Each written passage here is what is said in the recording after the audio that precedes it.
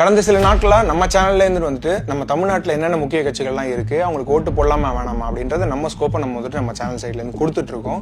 இப்போ அந்த வரிசையில பாக்கி இருக்கிறது ரெண்டு கட்சி தான். ஒன்னு டிவிகே, இன்னொன்னு ஏடிஎம்கே. இப்போ நம்ம பார்க்க போற கட்சி டிவிகே. நம்ம எல்லாருக்குமே தெரியும் டிவிகே விஜய் அண்ணாவோட கட்சி.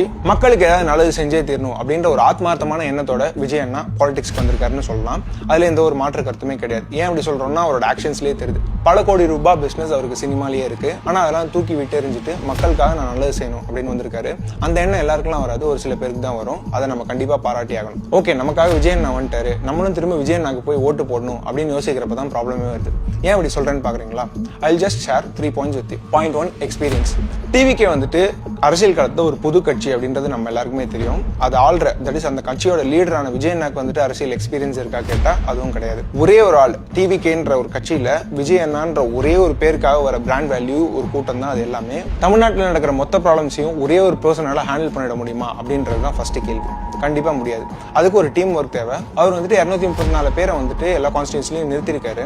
அந்த 234 பேருக்கு வந்துட்டு கண்டிப்பா பொலிட்டிக்கல் நாலேஜ் இருக்கணும், அரசியல் பேக்ரவுண்ட் இருக்கணும், ஒரு மேனேஜரல் ஸ்கில்ஸ் அண்ட் லீடர்ஷிப்ஸ் இருக்கணும். அப்பதான் அங்க ஒரு தொகுதியில ஒரு ப்ராப்ளம் நடக்குதுன்னா அதுக்கான ஒரு சொல்யூஷனை ஃபைண்ட் அவுட் பண்ணி மக்களுக்கான நல்லதை கண்டிப்பா செய்ய முடியும்.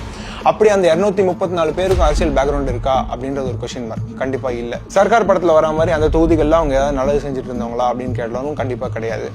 எந்த ஒரு நம்பிக்கையில நம்ம அவங்களுக்கு ஓட்டு போறது சொல்லுங்க? இப்ப நாளைக்கு நாட்டுல ஏதோ ஒரு ப்ராப்ளம் வருதுனாலுமே ஒரு அரசியல் பேக்ரவுண்டும் இல்லாம ஒரு எக்ஸ்பீரியன்ஸ் இல்லாம ஒருத்தவங்களால எப்படி ஹேண்டில் பண்ண முடியும்ன்றது பெரிய கொஸ்டின் மார்க்கா இருக்கு. இப்ப இந்த இடத்துல உங்களுக்கு ஒரு கேள்வி வரலாம், எம்ஜிஆரும் டைரக்டா சினிமால இருந்து அரசியலுக்கு வந்த ஆள் தானே அப்படின்ட்டு. ஆனா எம்ஜிஆரை கண்டிப்பா நம்ம ஒப்பிட முடியாது. ஏன் அப்படி நான் சொல்றேன்னா, அவர் வந்துட்டு சினிமால இருந்த காலத்துல இருந்தே டிஎம்கேல இருந்தாரு. சைமல்டேனியஸா பாலிடிக்ஸ்ல இருந்த ஒரு பர்சனாலிட்டி. அவருக்கு பாலிடிக்ஸ்ல களத்துல நின்று அவருக்கான எக்ஸ்பீரியன்ஸ் இருக்கு. அந்த களத்துல நின்று எக்ஸ்பீரியன்ஸ் இருக்குன்னு நான் சொல்றேன். விஜயனாவும் நிறைய உதவிகள்லாம் செஞ்சிருக்காரு. இந்த கோவிட்க்கு ஹெல்ப் பண்றது, இந்த வெள்ளம் வந்தா அதுக்கு ஒரு பினான்சியல் ஹெல்ப் பண்றது, அதெல்லாம் இல்லைன்னு சொல்ல முடியாது, தவிர்க்க முடியாது. ஆனா களத்துல நின்று பாலிடிக்ஸ்னா என்னன்னு விஜய் நான் பாத்துருக்காரா அப்படின்னு கேட்டா கண்டிப்பா இல்லைன்னு தான் சொல்லணும். ஃபார் எக்ஸாம்பிள் நம்மளே எடுத்துக்கோங்களேன். நமக்கு இப்போ ஒரு பல்லு வலி வருது, 2 கிளினிக் இருக்கு. ஒரு கிளினிக்ல வந்துட்டு ஒரு 2 மாசம் எக்ஸ்பீரியன்ஸ் இருக்கிற ஒரு டாக்டர், இன்னொரு கிளினிக்ல 20 வருஷம் எக்ஸ்பீரியன்ஸ் இருக்கிற ஒரு டாக்டர். நம்ம யாரை சூஸ் பண்ணுவோம்? கண்டிப்பா 20 வருஷம் யாருக்கு எக்ஸ்பீரியன்ஸ் இருக்கோ அவர் தான் சூஸ் பண்ணுவோம்.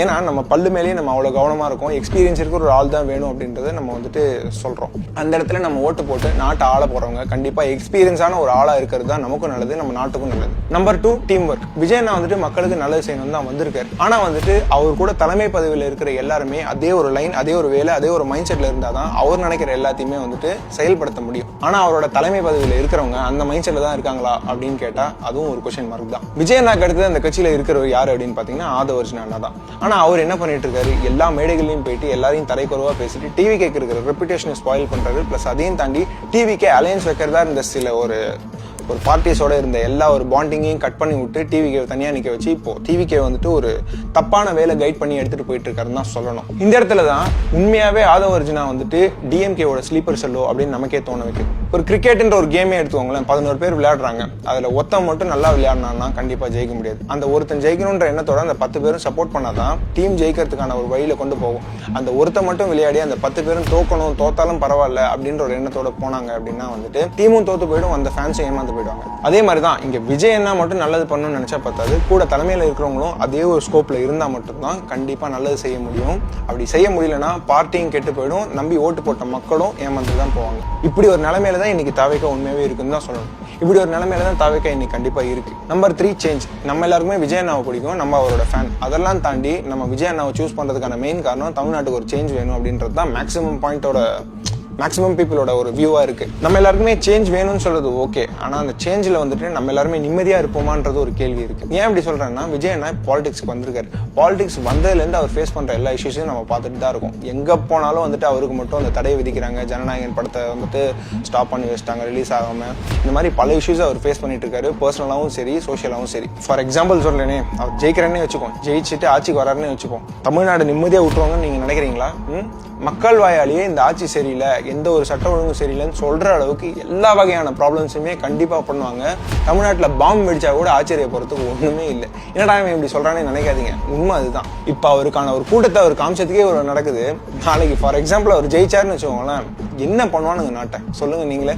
அவருக்கும் அது நல்லது கிடையாது, அவரோட பேரும் அதுல ஸ்பாயில் ஆகும், அவரோட நிம்மதியும் கெட்டு போகும், அவரை நம்பி ஓட்டு போட்ட நம்ம நிம்மதியும் கெட்டு போகும், தமிழ்நாடும் கடைசியில கெட்டு போயிடும். இந்த 3 பாயிண்ட்ஸ் தாண்டி இந்த எலெக்ஷன்ல விஜய் நிக்கட்டும், அவருக்கான பவர் அவர் காட்டட்டும், இந்த 5 வருஷத்துல அரசியல்னா என்னன்னு தெரிஞ்சுக்கிட்டோம், களத்துல இறங்கட்டும், என்னன்றத அவர் பார்த்து எல்லா ப்ராப்ளம்ஸையும் எப்படி ஃபேஸ் பண்றாருன்றதை நம்மளும் பார்க்க தான் போறோம். பார்த்துட்டு கண்டிப்பா நமக்கு பிடிச்சதுன்னா கண்டிப்பா 2031 நம்ம எல்லாரும் சேர்ந்து அவருக்கு சப்போர்ட் பண்ணுவோம். நான் இல்லைன்னே சொல்ல மாட்டேன். ஆனா இந்த வாட்டி 2026 அரசியல்களும் அவருக்கானது இல்ல. ஏன்னா அவருக்கும் சரி அவரோட டீமுக்கும் சரி எக்ஸ்பீரியன்ஸ் இல்ல. எக்ஸ்பீரியன்ஸ் இல்லாத ஒரு பர்சனாலிட்டிட்ட எந்த ஒரு ஃபீல்டுல நம்ம போய் மாட்டோம்னாலுமே ப்ராப்ளம் தான்.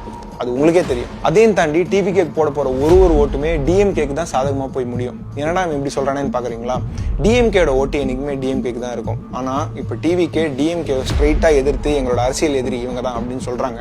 அந்த இடத்துல டிஎம்கே அப்போஸ் பண்ற எல்லாரும் 2-3 இவங்க பிரிஞ்சு நிக்கிறதுனால அது ஈஸியா அவங்கள ஸ்பிளிட் பண்ணி ஓட்டை பிரிச்சு விட்டு டிஎம்கேக்கான ஒரு வெற்றி வாய்ப்பை ஈஸியா கொடுத்துருது அவங்களுக்கு. இதுதான் உண்மையாவே மெயின் பாயிண்ட். இதையும் தாண்டி நீங்க வந்துட்டு விஜய் அண்ணாவோட ரசிகன்னா நான் அவருக்கு தான் ஓட்டு போடுவேன் அப்படின்னு யோசிச்சீங்கன்னா வந்துட்டு நான் ஒரே ஒரு பாயிண்ட் தான் சொல்லுவேன். சினிமா வேற, அரசியல் வேற. உண்மையாவே அதை நீங்க புரிஞ்சுக்கிட்டு தான் ஆகணும். இதுக்கு மேல நான் எக்ஸ்பிளைன் பண்ணணும்னு அவசியம் இல்லைன்னு நினைக்கிறேன். Be smart and F guys. இப்பயும் நான் சொல்றேன், விஜய் அண்ணாக்கு எதிரானவன் நான் கிடையவே கிடையாது. எனக்கு அவரை ரொம்ப பிடிக்கும். ஆனா இன்னைக்கு இருக்கிற நிலைமையில இப்ப இருக்கிற அரசியல் களம் அவருக்கு சாதகமா இல்ல. அவருக்கும் நல்லது இல்லை. அவர் ஜெயிச்சாருன்னா நமக்கும் நல்லது இல்லைன்றது தான் நான் சொல்ல வரேன்.